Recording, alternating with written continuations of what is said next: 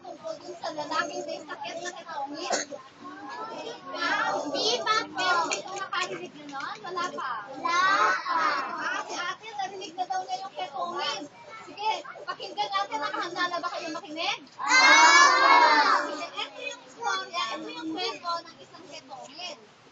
Nung isang araw, si Jesus ay naglalakad, patungo siya doon sa lugar ng Jerusalem. Ay, tumutulog. Jerusalem, yun ay ang Sorry. kanyang bayan.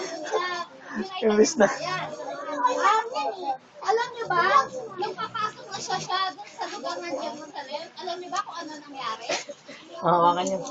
Hindi niyo alam, syempre, Tama. kasi sabi niyo, hindi niyo pa narinig yung story.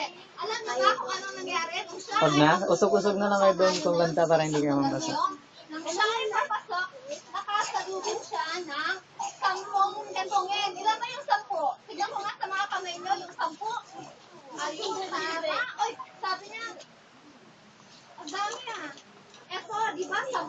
Ibig sabihin, 10 tao na merong sakit. Yung merong sakit yun sa balat na sinusubuan ng maraming bukol. So, yung sakit na yun, nakasalubong niya, alam niyo ba, nung nakasalubong niya, sumigaw. Ito mga 10 ketongin na to.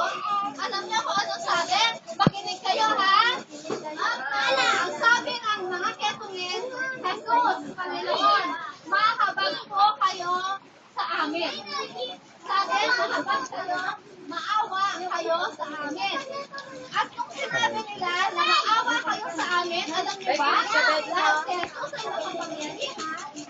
Yung sinasabi niya na mahabag kayo sa amin, sino makakita? Ano nangyari? Sa mga ketongin? Wala.